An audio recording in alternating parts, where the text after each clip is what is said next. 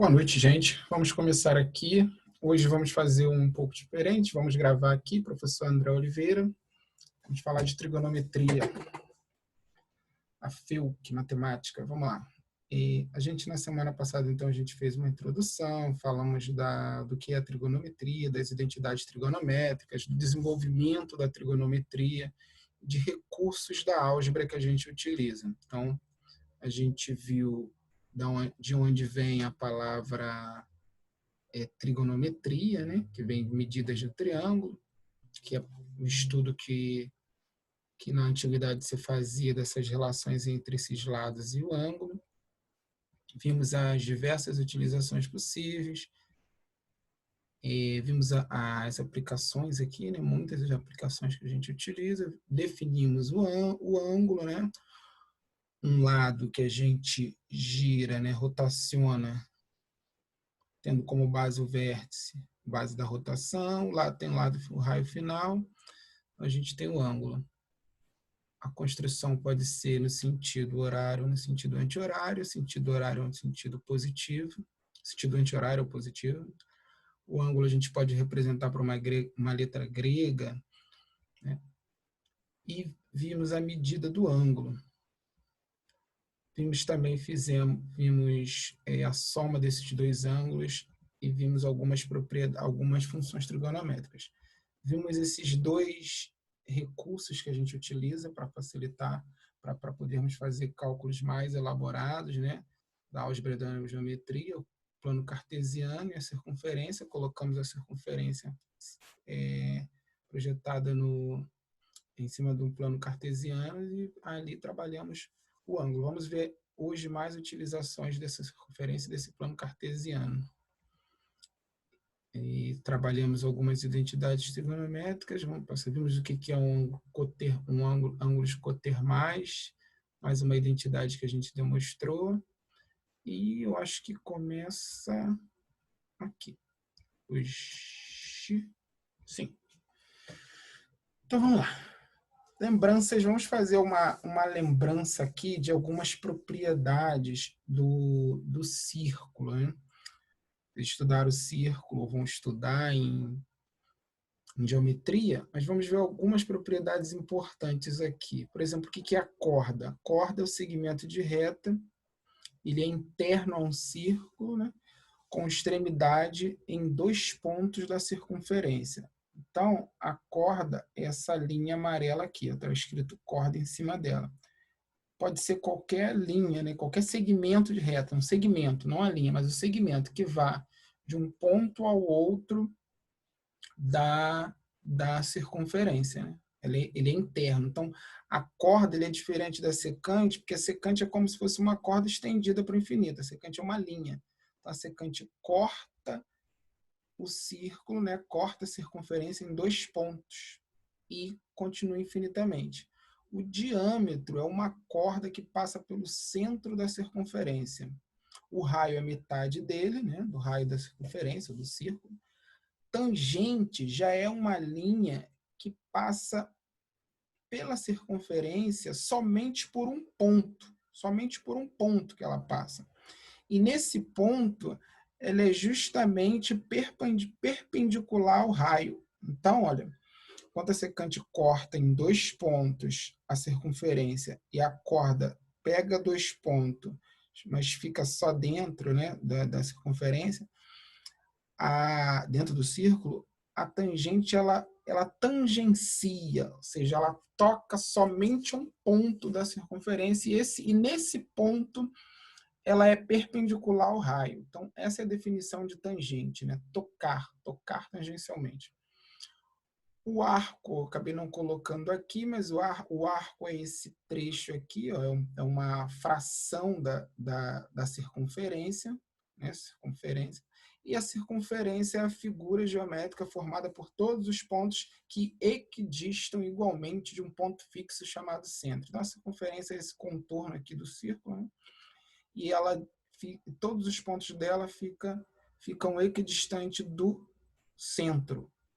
E essa distância é justamente a metade do diâmetro, que é o raio. Temos ainda um segmento, é o segmento circular, é uma região bidimensional. Essa região amarela aqui é um segmento menor. Quando eu corto essa circunferência, quando eu corto esse círculo com essa corda, eu fico com dois segmentos, esse amarelo e esse branco. Quando eu corto com essa secante, eu também fico com dois segmentos. Esse aqui, ó, branco aqui menor, e esse todo aqui maior. Então, tanto a corda quanto a secante, elas podem dividir o círculo em dois segmentos. O setor já é esse pedaço de pizza aqui. O setor é uma fatia de pizza, é uma figura bidimensional que ele é limitado pelo raio por dois lados e pelo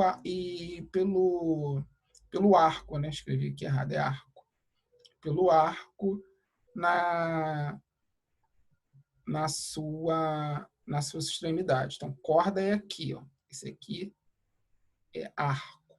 Daqui a pouco a gente vai sair esse erro dessa figura. Bom, minutos e segundos. A gente já falou que a gente pode medir o ângulo em graus, ou em ângulo, ou em graus, ou em radianos, ou em grados, né? O mais comum que a gente utiliza no dia a dia é o grau que a gente mais utiliza no dia a dia. Mas esse grau, ele também pode ser fracionado. Existe o minuto e o segundo. 1 grau equivale a 60 minutos. 1 minuto equivale a 60 segundos. Logo, 1 grau equivale a 3.600 segundos. Então, a gente pode colocar essa fração aqui quando a gente for apresentar um ângulo. Então, por exemplo, um ângulo 37,63 graus. Eu não quero apresentar 37,63. Então, eu vou lá e vejo 63 dá quantos minutos ou quantos segundos. Então, eu apresento de forma maior. Aqui, por exemplo, esse aqui está 29 graus, 43 minutos e 27 segundos. Eu posso fazer a conta, ó, quanto que dá 43 em graus. Eu vou achar uma fraçãozinha aqui e somo com essa outra fração aqui que eu vou fazer. Basta usar uma regra de 3 ali. Vamos lá. Ângulos complementares e suplementares. Os complementares são esses ângulos que a soma deles dá 90 graus. Então, se eu somar alfa e beta, se dá 90 graus, eles são complementares. Ou, de outra forma, se eu tiver o alfa e eu quero saber qual é o complementar de alfa, basta eu pegar 90 graus menos alfa. Vou achar o beta, que é o complementar dele. Suplementares, eles são quando a soma dá 180. Então, se eu tenho beta, que era o suplementar dele, eu pego 180 menos beta. Se eu quisesse, mais uma vez, se eu quisesse o complementar de beta, eu faria 90 menos beta. Se eu quiser o suplementar, eu faço 180 menos beta. Só o detalhe é que o ângulo complementar é para formar 180. Então, se você tem um ângulo 120 graus, ele não tem complementar. Tá?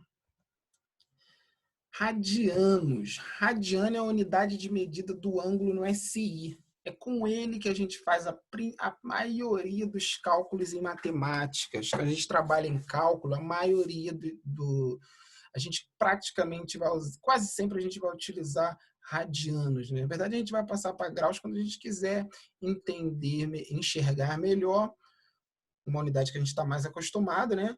Ou quando for possível, sem comprometer o resultado. Mas são poucos casos. A maioria das vezes a gente vai ter que realmente utilizar em radiano. E aí você precisa enxergar bem o que é ser radiano para você não ficar travando nele, né? Pelo menos nas coisas mais diretas. Então, vamos aqui definir bem com bastante cuidado. Radiano. Um radiano, a gente tem 1 grau, né, que você sabe o que é. Se você pega uma circunferência lá, divide em 360 vezes, 1 grau vai ser uma dessas partes. Uma dessas partezinhas. Agora, o que é um radiano? Um radiano é uma medida de um ângulo também. É um ângulo, só que não é tão pequeno igual a 1 grau. O que ele é? É a medida de um ângulo central θ, então a medida de um ângulo central θ, que intercepta um arco S de mesmo comprimento que o raio. Então, vamos lá. Quando eu for lá medir, deixa eu voltar aqui na circunferência. Vamos deixar passar, daqui a pouco chega uma circunferência. A questão é a seguinte, quando eu tiver um ângulo do tamanho do raio, esse valor vai ser 1 radiano. Então, eu posso fazer θ é igual S, que é o arco, né? Aquele arco, vamos voltar lá. Aqui é o arco, esse arco aqui, e esse θ. Então, θ vai ser o quê? O arco dividido por R. O arco dividido por R. Então, vai dar 1 radiano, θ vai dar 1 radiano quando esses dois forem iguais. Então, quando eu tiver aqui uma corda do tamanho, uma corda não, um arco aqui, do tamanho desse raio, eu vou ter 1 radiano. Então, se eu tiver aqui, por exemplo, ó, aqui, se eu tiver aqui, bem onde está escrito corda, aqui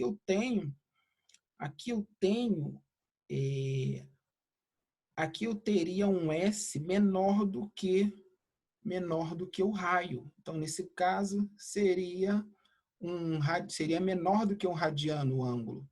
Agora, quando eu tiver esse arco aqui, de B a A, quando esse valor, esse tamanho desse arco aqui, esse comprimento foi igual ao raio, aí eu vou ter, então, que o ângulo é de 1 radiano. Então, vamos seguir. Então, ó, aqui, a figura está aqui.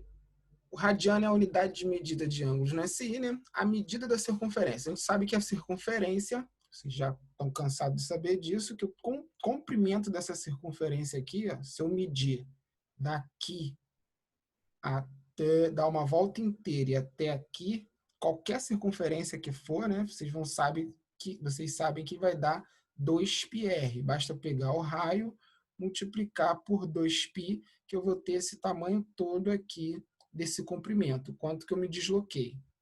Então, vamos fazer uma analogia. Quando eu percorro tudo isso aqui, eu percorro 2π vezes o ângulo, né? 2π vezes R. Como a circunferência ela é 2π, ela tem 2π radianos, como ela tem 2π radianos, então eu posso fazer o seguinte, um arco vai ser também o ângulo vezes o raio. Vamos voltar aqui. A circunferência é o comprimento todo, é dar uma volta inteira.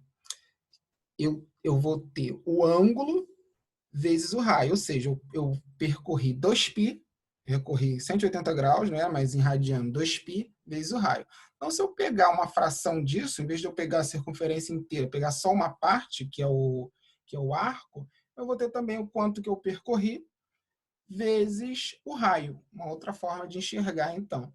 Então, mais uma vez, se eu tiver percorrido... vamos seguir, que eu acho que tem esse exemplo aqui. Sempre θ em radianos. Vamos aqui, a medida da 1 radiano em graus. Vamos ver quanto que dá 1 radiano em graus. Vamos pensar aqui, para cada um arco desse aqui, que seja do tamanho do raio, eu vou ter um ângulo de 1 radiano. Aí se eu for somar aqui, ó, pega esse vermelho aqui, vamos supor que esse vermelho aqui é o tamanho de um R. Aí se eu for colocando aqui, eu vou ver que eu vou precisar de 6,28 vezes o raio para poder cobrir, para poder dar o mesmo tamanho da circunferência. Por quê? A circunferência é 2πr, 2π, 6,28 aproximadamente, vezes o raio. Então, eu preciso de 6,28 vezes o raio para poder essa circunferência tem um tamanho de 6,28. Então, essa circunferência ela tem um comprimento de pouco mais do que 6 vezes o raio. Isso é interessante. Vamos fazer aqui, ó, uma relação para saber quanto que dá esse ângulo, né? Vamos lá. Se aqui eu tenho 1 radiano, se esse ângulo θ é de 1 radiano, significa que esse S é igual a R. Mas quanto que é esse ângulo θ? Ou seja, quanto que é quanto que é esse ângulo θ em graus? Ou seja, quanto que é um radiano em graus? Basta eu fazer essa regrinha aqui de 3, para cada π rad é a mesma coisa que 180 graus, equivalente, né? Π rad, o ângulo π é igual a 180. E 1 rad está para x. Então, eu vou achar que 1 radiano equivale a 57,3 graus. Então, para eu poder ter, vamos lá, para eu poder ter aqui, nessa circunferência, um arco do tamanho do raio, eu preciso de um ângulo de 57,3 graus. Então, 1 radiano equivale a 57,3 graus. Vamos observar o que ocorre quando R for igual a 1. Vamos observar aqui o que vai acontecer quando R for igual a 1. Se eu estiver em radianos, eu vou ter θ igual a R. Então, se o raio for igual a 1, agora voltando para o raio, igual a 1, se isso aqui for 1. Se isso aqui for 1, eu vou ter uma circunferência de 6,28, né? E isso significa que o ângulo vai ser igual ao raio. Então, se eu tiver uma circunferência de raio 1, quando eu disser lá que eu estou com um arco π, significa que eu estou com um ângulo π. Se eu estou com um arco 3/5 de π, estou com um ângulo 3/5 de π. Isso para quando a circunferência for de raio 1. Então, o arco vai ser equivalente ao ângulo. Então fique atento. Em radiano, ele é muito interessante para a gente, porque você enxerga melhor em que ponto, né, em que ponto do arco, né, que você já percorreu da circunferência. Então, se eu tenho π sobre 2 rad, π sobre 2 rad, se a circunferência for de raio 1, eu vou ter π sobre 2 de deslocamento também, de S, né? De S. Vamos lá. Aqui, então, o arco tem a mesma medida numérica do ângulo em radianos. E aqui, para converter, para fazer de forma mais rápida, eu coloquei aqui. Se você quer converter de graus para radiano, como a gente viu aqui, ó, a gente viu que é π sobre 180. Então, de graus para radiano, a gente vai pegar o valor do ângulo e vai multiplicar por π sobre 180 graus. É a mesma regra de 3 que a gente fez lá. E quando está em radiano, que é para graus, eu multiplico 180 por π. Então, eu tenho lá 3/4 de π rad. Eu quero passar para graus. Eu vou multiplicar por 180 e dividir por π. Vai ficar 3/4 de 180, porque o π vai cortar. Mas preste atenção, quando a unidade não for dita, você admite que está em radianos, né? Porque é a unidade do SI, assim como a distância, quando não for dita, você vai assumir que seja metros. Vamos falar de um cálculo que é muito feito com essas relações que a gente falou agora, que são as velocidades linear e angular. Considere uma partícula movendo-se por um arco de raio R. Então, aqui, ó, olha para a figura aqui. A partícula ela está se movendo nessa região circular aqui. Ela está se movendo nessa circunferência. É uma corrida, circuito oval, Fórmula Indy, sei lá, aquelas pistas de bicicleta que tem na Olimpíada, né? Que é um circuito circular assim. Então, ele vai sempre varrendo o ângulo, né? E esse ângulo vai aumentar com o tempo. Se ele voltar, diminui, mas ele vai aumentar com o tempo. Então, o ângulo vai aumentar com o tempo. E o que vai aumentar também com o tempo? Esse S. O S vai variar com o tempo e o ângulo. E vão variar de forma semelhante, né? Vão ser proporcionais ali. Porque quanto eu aumento um pouquinho S, eu aumento um pouquinho θ.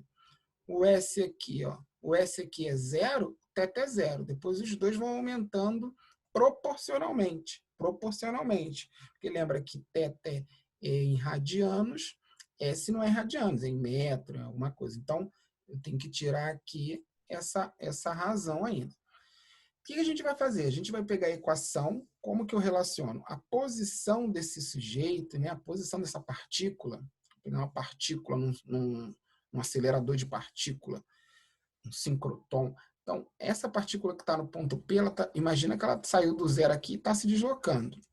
Esse valor de S, né, essa posição dela, vai aumentando de acordo com a equação. S igual a θ vezes R. A gente acabou de ver isso, né? O arco é igual ao ângulo θ em radianos multiplicado pelo raio. A gente acabou de ver isso. Então, essa é a equação que governa o movimento dessa partícula. Para cada posição R que ela tiver, cada posição S que ela tiver nessa circunferência, eu vou poder associar um ângulo, porque eu sei o raio. Agora, o que a gente vai fazer? A gente vai dividir os dos dois lados por P. Vamos dividir, vai ficar S sobre T e θ sobre T. R não varia, então não é interessante para mim colocar o T aqui debaixo do R, porque o R é constante, já que é o raio. Aí como vai ficar? S sobre T igual a θ sobre T vezes R.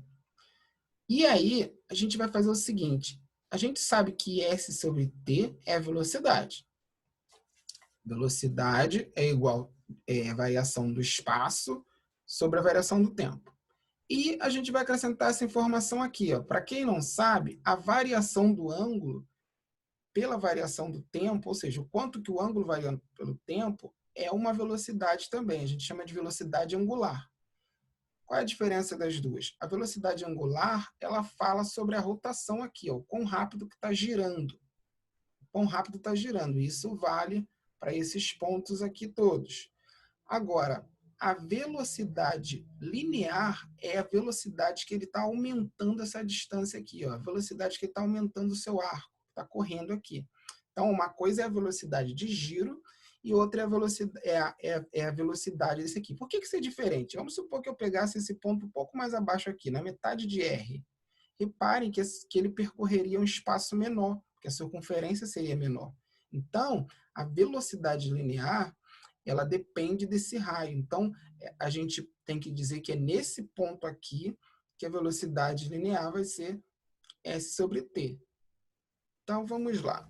Vamos continuar. A gente vai ter essa equação. Olha para 14 e olha para 15. Então, ó, S sobre T igual a V, θ sobre T igual a ômega. Eu fico com a equação que relaciona a velocidade linear, que é a velocidade com a qual o objeto está passando por essa estrada aqui circular, e a velocidade angular, que diz a velocidade de giro, né? O quanto que está girando ali, qual a velocidade que está girando. Ele pode girar mais rápido ou mais lento, mas repare, ele girar mais lento, ó, ele pode girar mais lento, ó, ele pode girar mais rápido. Agora, a velocidade linear dele é outra coisa, essa velocidade tangencial aqui. Vamos lá, 6 funções trigonométricas. Vamos finalmente entrar aqui nas funções trigonométricas. Olhem esse triângulo retângulo lindo aí, né? E com o ângulo θ. Então, considere o triângulo com o ângulo agudo θ. Está escrito errado aqui, depois eu acerto. Ângulo agudo θ, esse ângulo é de 90 graus, esse é θ, é um triângulo agudo, né? Todos os ângulos, esses dois ângulos são menores do que 90. Então, a gente olha bem para essa figura que a gente vai dar os primeiros passos para definir as funções trigonométricas em função desse triângulo. A gente poderia até definir a função trigonométrica usando outras formas, né? A gente poderia fazer lá, como a gente já viu lá na circunferência. Mas esse é um caminho bacana também. A gente vai definir as funções trigonométricas a partir desse triângulo. Olha para essa figura agora que a gente... Vamos dar uns nomes. Voltando aqui, desenhamos o triângulo e agora vamos dar uns nomes para esses lados. Esse lado maior aqui, eu vou chamar de hipotenusa. Hipotenusa.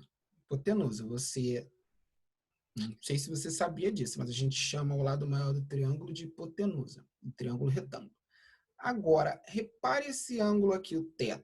Eu poderia considerar esse ângulo aqui, poderia chamar de beta, ou poderia ter chamado de θ, eu teria que mudar o nome desse, né? Porque nada nos garante que esses dois ângulos aqui sejam iguais, então eu não poderia chamar os dois de θ, mas eu poderia chamar ou de cima de θ ou de baixo de θ, não importa. O que ia mudar aqui era quem eu ia considerar cateto oposto e quem eu ia considerar cateto adjacente. Então, considerando o ângulo θ embaixo, o cateto oposto é esse lado aqui, ó, esse lado que está bem de frente para ele. E o cateto adjacente é esse que está aqui embaixo.